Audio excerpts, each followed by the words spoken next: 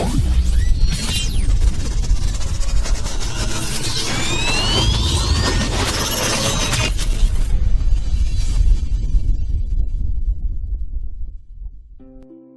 pagi, selamat bertemu kembali dengan saya Sugeng Haryadi di acara Join Mic di Studio 7 ini bersama narasumber yang terpercaya.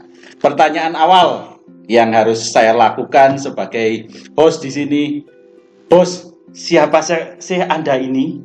Oh, itu pertanyaan yang sudah sering saya dengar ya.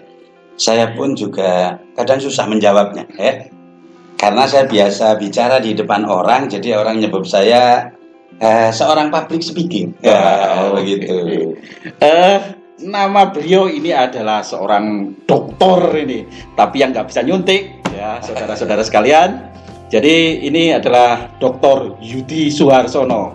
Ya. Beliau juga seorang dosen, seorang praktisi, seorang rektor juga, pernah jadi rektor ya, Pak Bos ya. Tapi sudah pensiun sekarang. Pensiun. Oke. Sebelum kita mulai kok rasanya agak panas ya. Kita minum dulu mungkin, Bos. Iya. Saya datang ke sini masa tidak ada minumnya. Iya. Ini gelas khusus untuk di acara sini yang tidak ada di podcast yang lain ini, Pak Bos. Saya senang ini ya. Jadi tidak ada ngawur-ngawurnya begini, senang saya ya.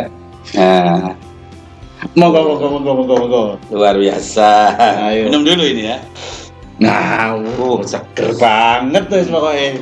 Ya, luar biasa. Acara yang mantap ini pokoknya. Nah, pertanyaan yang awal ini Pak Bos. Susah nggak sih jadi public speaking itu? Oh, itu saya rasa tidak. Intinya begini. Yang penting kepingin dulu. Nah, kalau kepingin orang akan menuju ke sana. Nah, kalau jadi public speaking gara-gara timbangan nganggur atau gak ono gawean liyo, saya yakin Anda tidak akan berhasil. Jadi keinginan dulu yang kuat, insya Allah bisa menuju ke sana. Begitu Mas Bro. Oke, luar biasa ini pertanyaan yang jawabannya juga fantastis, gitu ya. Bombastis dan lain-lain. Afirmatif. Iya. Pertanyaan selanjutnya ini Pak Bos, gimana sih ngomong supaya bisa didengarkan orang, karena kita kadang-kadang ngomong orang lain sudah ngomong sendiri atau pakai WA atau pakai game dan lain sebagainya. Nah, ini ada solusi, Bos. Iya, sederhana sekali ngomong supaya didengar orang. Satu, bicaralah mulai dari hati kita. Jadi yakinkan bahwa orang itu mendengar. Dan yang kedua, kalau kita mau bicara, lebih baik cerita tentang pengalaman yang betul-betul kita alami, sehingga saat bercerita kita itu bisa langsung kalau orang Inggris bilang tune in. Jadi, tapi kalau bicara kita itu tentang kisah orang lain, bayangkan dulu kita adalah bagian dari dia. Jadi yang penting ngomong supaya didengar orang, pakailah hati. Nah, oke. Gitu Mas Bro. Dari hati ini Pak Bos ya. Oke, berarti benar-benar harus ngomong yang dalam banget dari hati itu ya. Dari hati yang paling dalam sekali itu ya. Diduduk dulu. Diduduk dulu. Oke. Pertanyaan berikutnya Pak Bos. Ini kenapa setiap kali kita ngomong kadang kita itu gugup. Padahal sudah kita persiapkan, udah ada di otak kita yang mau kita omongin. Kadang bahkan kalau kita mau bertemu orangnya sampai mondar-mandir kayak setrikaan, Pak Bos. Nah, ini kira-kira kenapa ini, Pak Bos? Nah, begini Mas Bro. Jadi untuk para pemula itu nomor satu persiapan.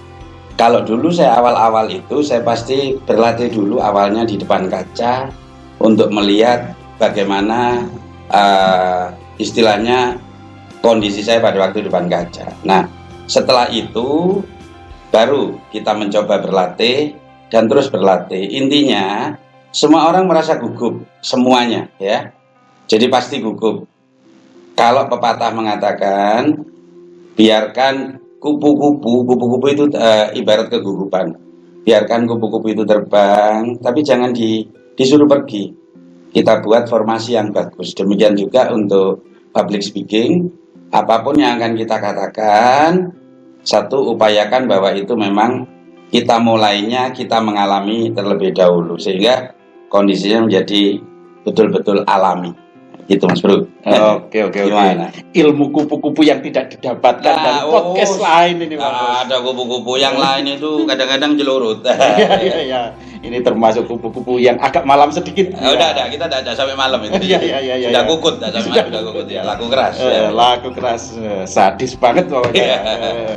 Oke, pertanyaan berikutnya Pak Bos. Ini apa sih public speaking ini dihubungkan dengan komunikasi, terus hubungan keeratan dengan public speaking itu apa sih? Ya, sebetulnya begini. Public speaking itu adalah kemampuan seseorang untuk bicara di depan orang banyak, dan itu butuh gaya komunikasi yang berbeda setiap orang. Seperti begini, kalau kita sedang bicara tentang hal-hal yang relatif serius, ya ketawanya dikurangi sedikit. Tapi kalau kita bicara tentang hal-hal ya yang santai-santai seperti saat ini, ya santai sajalah. Intinya gini, tetap ada posisi di mana kita mau bicara. Nah, jadi harus kita paham bahwa siapa yang kita ajak bicara. Kalau anak-anak muda yang diajak bicara terus kita serius, ya kayaknya mati podcast ini sebentar lagi. Iya. Jadi ada porsinya ya. Ada porsi gitu, tersendiri Mas Bro. Ya. Oke. Nah, kembali lagi ke dasar pertanyaan. Komunikasi itu sebenarnya apa sih Pak Bos? Sebetulnya komunikasi itu hanya penyampaian pesan dan diharapkan penerima mengerti. Hanya itu saja. Jadi harus ada dua faktor. Satu penerima dan satu pengirim berita. Jadi dan dua-duanya harus tune in loh. Dan ingat, saat komunikasi yang paling utama adalah senang dulu. Makanya kalau misalnya teman-teman sedang kuliah, sedikit saja senangi dulu sama pelajarannya, baru ke dosennya. Senang dalam artian positif ya, pasti pelajarannya masuk. Rumusnya itu. Wah, luar biasa pendapatnya Pak Bos ini. Di luar dugaan pokoknya ya. Jawabannya out of the box. Jawabannya iya Mas Bro. Oke. Pertanyaan yang lebih lagi ini lebih ke arah praktis ini Pak Bos. Perlu nggak sih kita bicara yang panjang lebar itu? Oh tidak, saya sangat setuju begini. Kalau kita sudah menemui titik terang, jadi gini, public speaking yang bagus itu atau para pembicara yang bagus itu, semakin bahasanya sederhana, semakin banyak orang mengerti, itulah public speaking. Jadi kalau kita bicara di depan orang-orang biasa dalam artian pendidikan beragam, ya harus lebih sederhana. Semakin sederhana semakin bagus. Jadi walaupun kita katanya pangkat dan lain sebagainya sudah tinggi, tapi kalau ngomongnya sederhana, kalimat-kalimat atau bahasa yang dipakai bahasa biasa, santun, orang jadi cepat mengerti. Gitu. Oke, luar biasa, berarti to the point gitu ya. Ya, to the point sehingga tidak terlalu bertele-tele, itu yang sangat diharapkan sebenarnya ya. Nah, kemudian ini ada pertanyaan seperti ini. Komunikasi itu kan katanya dua arah. Tapi kalau lawan yang kita ajak bicara ini pasif, gimana ini Pak Bos? Sederhana sekali. Mulailah bicara dari lawan tentang hal-hal yang disukai. Jadi kalau saya punya lawan bicara, seperti di tempat saya bekerja yang dulu, sahabat-sahabat saya itu suka sepak bola. Kalau saya cerita di luar sepak bola, maka dia juga cara membahasnya juga biasa itu. Maka untuk memulai, saya tidak suka sepak bola, tapi saya coba ikuti arah sepak bolanya. Baru setelah itu ide-ide saya yang masuk. Jadi intinya senangkan dulu lawan bicara. Iya. Baru selami gitu ya. Wah, betul. Baru setelah itu kita masukkan ide-ide kita, insya Allah tembus. Oke, luar biasa pokoknya pendapat-pendapat dan tanggapan dari Pak Bos satu ini. Yang berikutnya ini, penting nggak sih kita mendengarkan orang dalam berkomunikasi ini? Soalnya kalau kita mau ngomong, ternyata ada orang lain ngomong.